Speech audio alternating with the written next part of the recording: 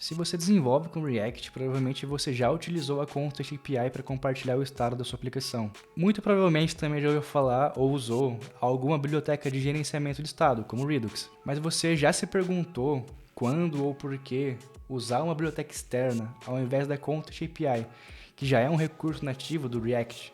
Será que é só questão de gosto pessoal e experiência de desenvolvimento? Nesse vídeo eu vou tentar te explicar um pouco mais sobre isso e te dizer quando você deve pelo menos considerar usar outra ferramenta no lugar da Context API.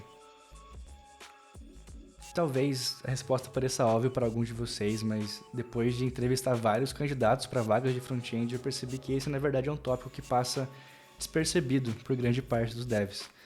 Quando eu pergunto sobre a diferença de se utilizar a Context API versus utilizar uma biblioteca de gerenciamento de estado como Redux ou Zunstage, a grande maioria das pessoas cita coisas como experiência de desenvolvimento, verbosidade de código e padrão de arquitetura, o que não está errado, né? Porém, a maioria não menciona aspectos mais específicos e mensuráveis, né? Como performance, a diferença na quantidade de renders que as ferramentas geram. Sem enrolação, né? A resposta curta é que a Context API não é uma ferramenta voltada para compartilhar estados globais complexos que mudam muito frequentemente e que precisam ser compartilhados entre vários componentes diferentes. E não me entenda errado, tá? Tipo, você pode fazer isso, vai funcionar, ela só não é muito otimizada para esse tipo de situação. Isso porque o foco é, na verdade, compartilhar o estado entre uma quantidade menor e mais limitada de componentes, num contexto mais específico, né? Como, por exemplo, resolver property drilling entre alguns componentes, né? Ao invés de você passar uma propriedade abaixo na árvore de componentes entre vários níveis de componentes filhos, você usa o contexto nesse caso. Nesse caso, funciona bem. Mas por que a Context API não é adequada, né, para gerenciar estados que mudam muito frequentemente e que são compartilhados entre um número grande de componentes? Porque ela não possui seletores otimizados para esse tipo de situação. E vamos ver alguns exemplos, acho que vai ficar mais claro. Estou aqui com o meu exemplo aberto. Eu fiz dois exemplos, né, um usando uma Context API e o outro usando o Redux. Poderia ser qualquer outra biblioteca de gerenciamento de estados, só escolhi o Redux porque ele é o mais famoso, né? Então acho que esse é mais fácil de entender nesse exemplo. Mas começando pela Context API aqui, né? A gente tem esse exemplo simples, é basicamente um carrinho. A gente tem uma lista de produtos aqui, a gente pode clicar em adicionar. E a gente vai adicionar ali o produto no nosso carrinho e vai também atualizar o preço total, né? Passando rapidamente pelo código, né? Lembrando que isso aqui não é um tutorial, eu não vou ensinar vocês a implementar uma Context API ou um provider, não é a intenção, então eu vou passar bem mais rápido aqui. A intenção é mostrar, né, a diferença do comportamento da Context API para uma aplicação com Redux ali num exemplo muito parecido, né? Então aqui rapidamente a gente tem o nosso aplicativo, o nosso app, né? Tem um provider aqui, então deixa eu mostrar primeiro o provider. A gente tem esse contexto aqui. Temos aqui o provider do cart, né, que basicamente passa ali dois estados, né, os nossos items e o nosso price. Então, basicamente, uma lista de produtos e um número que representa o nosso preço total. Tá? Ela também cria um hook aqui para a gente não precisar ter que ficar dando use context, passando no cart context, né? Isso aqui já abstrai essa pequena parte do código, então a gente chama direto o use cart. Voltando aqui para o app, né, a gente também tem... A gente tem nosso provider, como eu falei, está servindo de wrapper aqui para nossos componentes. A gente tem um produto, que basicamente é um mockzinho aqui que renderiza nessa lista de produtos com dois produtos, onde a gente consegue ali clicar, né, em adicionar para atualizar nossa lista, né, aqui no cart e também atualizar o nosso preço total. É basicamente isso, não tem muito o que mostrar aqui. Mas indo para o cart é onde fica um pouquinho mais interessante. A gente tem o nosso cart aqui, que renderiza o nosso item list e o nosso total price, né, que são basicamente esses dois cards aqui. Eu separei ele em componentes simples, tá? Eu poderia colocar isso em outro arquivo, mas eu deixei aqui para ficar mais fácil de visualizar.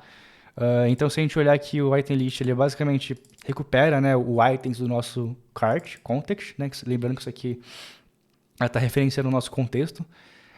E eu renderizo aqui só o length, né, da minha lista. Então, basicamente, quantos itens eu tenho adicionado no meu estado ali de itens, né? Mas, fora isso, o que eu fiz aqui foi criar uma referência, né, usando um useRef, para eu conseguir contar quantas vezes esse componente aqui foi renderizado, né? Então, Para quem não sabe, usando um useRef aqui e incrementando o meu current, essa referência ela se mantém depois em um render futuro, né? Então ela não vai ser zerada como se fosse um estado, por exemplo. Então a gente consegue ter uma referência da quantidade de vezes que esse componente foi renderizado. Tá? Então é basicamente isso que essa linha de código faz. Né? Então a gente tem os itens, né? O número de itens e a quantidade de vezes que esse componente, que esse cardzinho aqui foi renderizado. Né? No caso foi renderizado uma vez só, porque a gente acabou de abrir a nossa aplicação.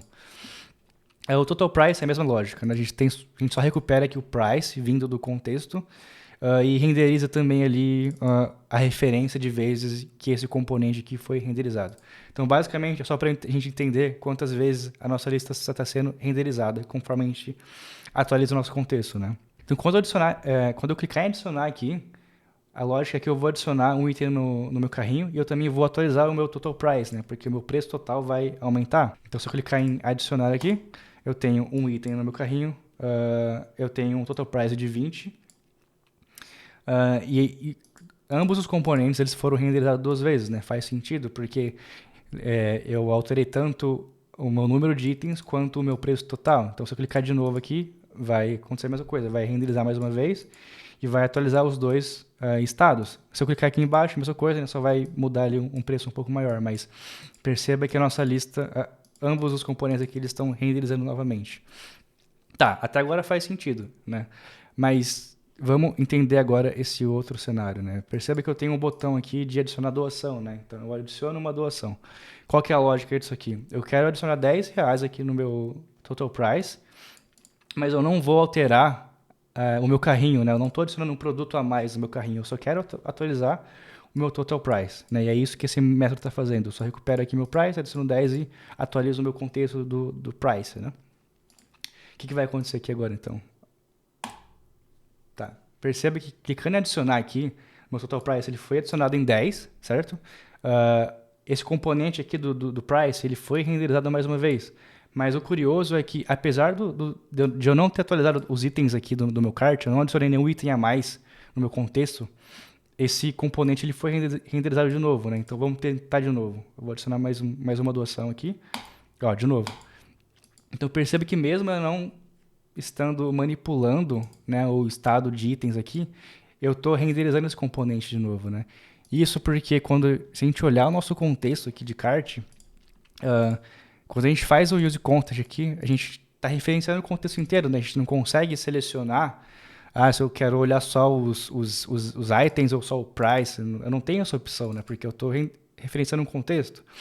Se eu quisesse alguma coisa mais granular, eu teria que criar um outro contexto, mas também não é interessante a gente criar um contexto para cada estado, né? Meio que vai contra o propósito de ter um contexto. E é isso que acontece aqui, né? A gente não tem esse controle mais granular dos seletores, né? Não é porque eu estou usando só o price que eu não vou atualizar meu componente quando eu estiver atualizando meus itens aqui, porque eu estou falando de um contexto, né? Agora, se eu mudar o exemplo, se eu utilizar o Redux, né? Acho que vocês já entenderam o que vai acontecer aqui, mas só repassando, é basicamente o mesmo projetinho aqui, a mesma situação. A única diferença é que eu estou usando o Redux para iniciar o estado, né? Os valores aqui do cart e do preço total. E ele vai se comportar muito parecido, né? Então, se eu adicionar produtos aqui, você pode ver que eu estou... Deixa eu atualizar a página, porque eu já estava com lixo aqui. Vamos lá. Beleza.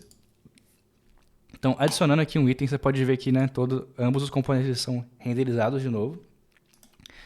O que faz sentido, né, novamente, porque eu estou atualizando ali ambos os estados aqui, né, ambos os valores aqui no caso. Mas se eu clicar em Add Donation, né, adicionar doação, onde eu só vou alterar o price, perceba que só o meu componente price é renderizado novamente, né? Eu não estou renderizando o meu items de novo. Por quê? Porque quando a gente está usando, né, uma biblioteca de gerenciamento de estado, nesse caso o Redux, a gente tem seletores mais otimizados, né, mais específicos. Então pode ver que aqui eu faço um use app selector e eu estou referenciando aqui, né, as variáveis específicas, né? Se eu for ali no meu cart, então agora, eu não tenho mais só um use cart ali que referencia o contexto inteiro do cart, né?